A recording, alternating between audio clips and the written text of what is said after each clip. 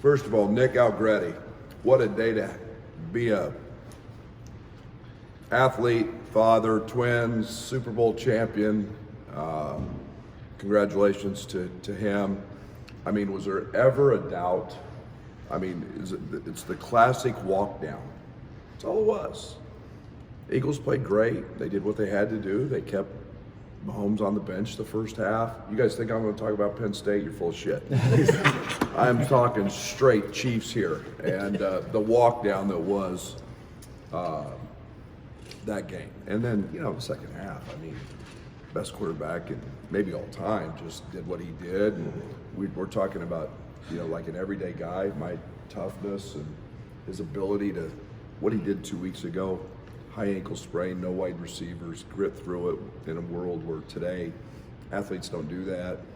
But, we won a Super Bowl and we got an office full of guys who aren't Chiefs fans. So we're having a little fun today in the office. And, you don't get a gloat very often.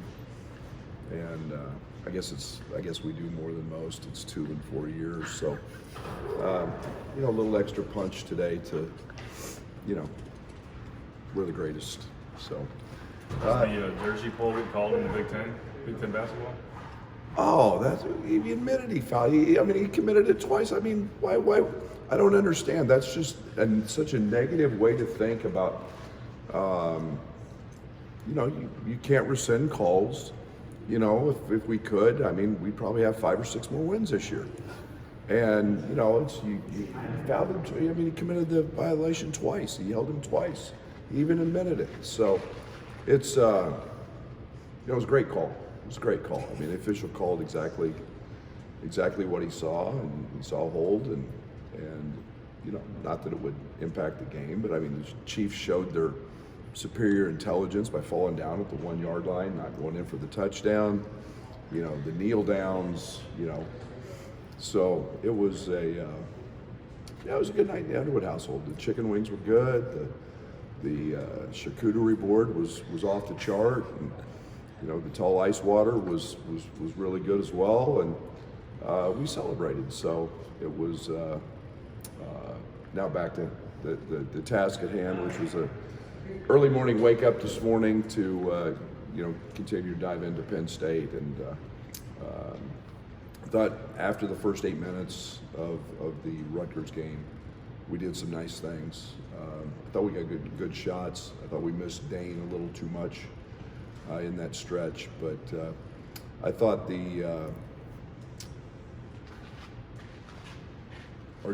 our defensive focus was in the right place, and then once we cleaned up the rebounding.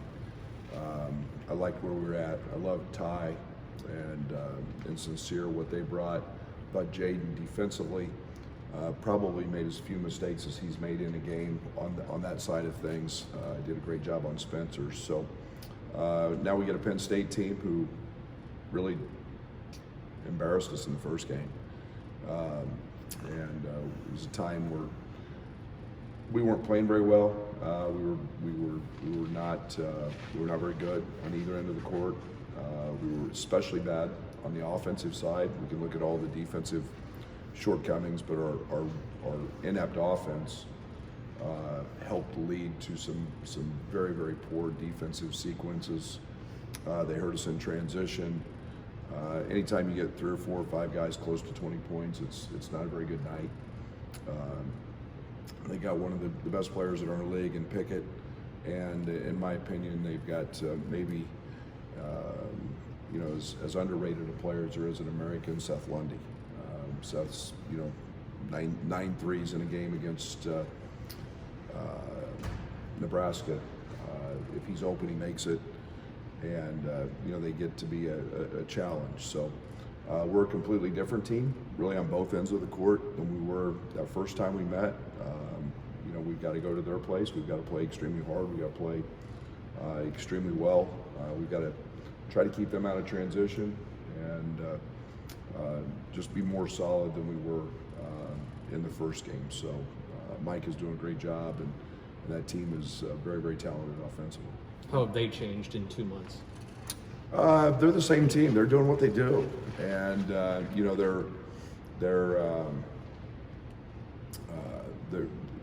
little point guard who actually played against us is coming off. He's very, very quick, very athletic. He's coming off 17.9 against Maryland. He helps them with ball handling, so it's not just pick it all the time. They're rotating bigs. They've got a couple of them who can pick and pop, so they give you different looks, a lot like we do with Dane and Coleman. They're doing a lot of the same things, and they've got tweaks that they've got counters upon counters for all your everything they see. So you've got to guard them. You got to be true and honest, and not try to cheat things, or they make you pay. What were some lessons learned from that first game on how to defend Pickett? You don't pick it. He's done it against everybody. So take your medicine there a little bit, and what we can't do is what we did in the first game. Give him 17 and 7 assists or whatever he had on a point, but you can't give him both. And you've got to make his life hard. You've got to challenge it. I mean, he's big and strong. He loves to just bang and bang and bang, and that gives him a rhythm.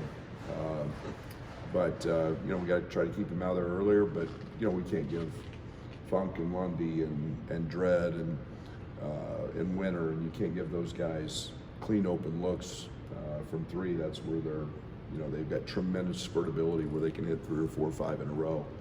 If you just get worried about Pickett. You talked about the defense of your freshmen the other night, but what's the foundation of it? Is it just buy-in, and then you just max their training? Learning. Most high school kids have no idea how to play defense. They play because they score on offense. You start talking terminology, jumping to the ball, seeing both, crackdowns. You start talking about all those things. Most of them have never heard it, and if they have, it still happens now at a different speed. And guarding the basketball, how to get over screens, all those things are new. You don't just learn them overnight. It takes time to create habits, and you're only as strong as your weakest link. And so you can't put a weak link out there, or the other 4 guys are negated as well. So, that's the challenge with freshmen, and it makes it very hard to play. It's why veterans have such a big advantage is they understand. But this group has really bought into that and really committed themselves to that, and they're making fewer and fewer mistakes. Defensive numbers on Synergy don't always tell us the full story for a player, but those 3 are 90th percentile, all 3 of them. What does that say, and how rare is that for freshmen? Yeah, it's very rare, very rare. And we're very well aware of, one, their commitment to it, to that side of the ball. It's unusual to see that. I have great appreciation. That's why I love those freshmen. I've said it many, many times. Their approach to basketball is about the winning side. It's not about how many points do I score. Even Jaden, who was a prolific scorer in high school, is taking unbelievable pride in what he's doing on the defensive side, and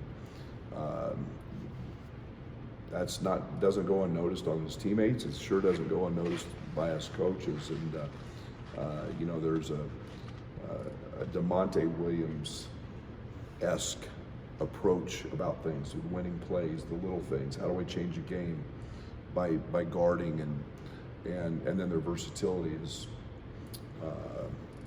with Sincere being able to guard multiple guys, Ty being able to guard multiple guys is really impressive. I feel like your defensive changes since December maybe a little better suited to handle the team. I mean, they're going to shoot a ton of threes, regardless of circumstance. But just to handle that better? I hope so. We're going to find out. I hope so. I mean, we were in the 50s then. In DER, we're 15 today, I think. We're 16. So, we've got to be dialed in. I'm also the realization they make shots. They're going to make some. They've got guys who have the ability to make hard shots. To counter that, we have to contest, make them as hard as possible, and then you've got to be able to run really good offense against them and make them guard and do those things. So I'm I'm encouraged by our growth on the defensive side. We were a completely different team than we were the last time we played them. Same deal offensively. What went wrong the first time on offense? And, what are you doing better now? Well, a very false sense of reality. Matt made a bunch of balls early, and we thought it was going to be just that easy, but we never moved them. We never made them guard. We were very impatient, very, very isolated in terms of our isolations. We were just, again, a different team then. We didn't play very well. We didn't play very smart then. We turned it over a bunch, and you take bad shots in college basketball, and those lead to runouts, and we gave up a ton in transition, and you can't do that. Have your defensive changes, are you better equipped to handle Pickett's post-ups without the switch everything, and how big of an opportunity is that for Sincere and Jaden? Well, it's not one person, it's everybody, and it's, they hurt us with the slips, they hurt us from the three, they pretty much destroyed everything we tried to do in the first game. But I don't want to say one way or another. I mean, we are who we are. We're going to do what we do. Pickett's done that against pretty much everybody in the league in some fashion or another. And, you've got to just make them hard. And like I said, if they're challenged, we'll live with them. The defensive style kind of forcing some type twos that requires a little bit of patience from guys. How have they kind of been with developing that and kind of having that consistently? It's an attitude, and it is an understanding that you want the perfect game, so you want them to miss every shot and to be contested. And guys at this level don't do that. They make hard shots, and it's just, I think they were 9 of 33 on contested twos in our last game. And yet, when that game started, you saw McConnell in the paint, you saw some guys taking some hard shots and actually making, but over the course of a 40-minute game, that's hard to do. It's hard to play fatigued and make those shots. It becomes a challenge. It becomes not as easy to do. And eventually you hope that wins out. And so there is patience. It's all we talk about in practice, hard twos. Just make them be contested, and if they make them, they make them. And at some point maybe you have to adjust, but it's been a philosophy that's been very good for us. What's RJ's status for this game? He'll be in uniform. What's the next steps for Luke? Just get his feet wet. I mean, just playing. I mean, I intended on playing him a few more minutes, but that group in the second half got on an incredible run, and I'm one of those guys that's just going to let it play out, and so it's he's going to help us. He's going to play. He's going to play probably more minutes than he's played, and that's the intent of trying to get him back in the fold. Just to be clear, will RJ be available to play? I mean, He'll be in uniform. You talk a lot with injuries. It's maybe not getting back on the court, but like the next day. I mean, what was it made like for Luke to play 5 minutes and then deal with? I think when you check into a game, there's a sense of nervousness when you haven't done it in a while that's different. You just, and it's just touching the ball in a game and seeing a different colored jersey and hearing the crowd noise. And I think the one thing that you understand is that you got to play through that. You got to play through those jitters, if you want to call them that, and then you got to find that comfort. And the game has to slow down. And Luke sees that in practice, but it's a different vibe in a game. So he's got to be patient. He's got to have a great understanding. I thought he did most of that the other night. And get your teeth wet, block it out. Get your bell rung a little bit by sticking somebody coming off a screen or doing whatever. You just got to find that game time feeling, and that's hard to explain. But I thought he did a really good job the other night of kind of handling those moments. The second half, do anything for Terrence, who'd been struggling a little bit offensively, and did his approach change, or just make shots? No, he made shots. He took them when they were there. I thought he, You know, he can't worry about whether he's getting fouled or not. He's got to, you know, I thought, you know, he played exceptionally well in the second half, and you know, it doesn't matter. You kind of look down, and all of a sudden he's got 15 to 20, and you know, his value is exceptional. I mean, we can't take him for granted. I mean, he's one of the best players in this league, and I got to do a better job of getting him shots earlier. You know, I didn't like his FGAs in the first half. I got to get him a couple more, and in situations that we want him to be in, not always broken floor or open court stuff. In situations that we actually control those. Dane Danger had a different role the last time you played these guys. How can he impact this game? Does it make it more difficult for you guys to scout that he has a different role now? No, it doesn't make any difference to scout. He's got to be different. In fact, his approach is he's got to go out on the floor and guard. You know, he's more than likely going to guard you know, if like the second half they start Miles Grett, you know, they want to start that. Dane's well more equipped to do that now than he was in early December, or whenever we played that game. He's seen that, you know, that he had not really seen that in non-league games. So he's more in tune with that. But you know, Dane was truly a freshman, you know, in that game, and he's grown up a little bit. The top 5 or 6 in the league got a little tighter. Purdue taking a loss. You guys obviously won. Indiana. Do you talk about a race to be had, a chance to go get one? We pay attention. We pay attention. I mean, if last year taught me anything and taught us anything, tally them up at the end. You don't do anything until you tally them up at the end. You know, it's like voting for all conference and voting for this and that. 4 games left in the season, or 3 games left. Tally them up at the end.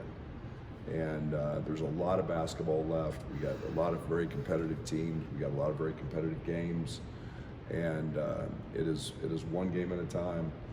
And you know, every team, you know, goes through a streak or goes through it. This league is too good not to. And even in Purdue's case, so they lost 2 of 3 or whatever. You can make a streak whatever you want it to make it. But it's the Big Ten, it's the best league in the country, best coaches, great players, and you know, you got to play them till the last date, and then look and see where you're at. Go Chiefs!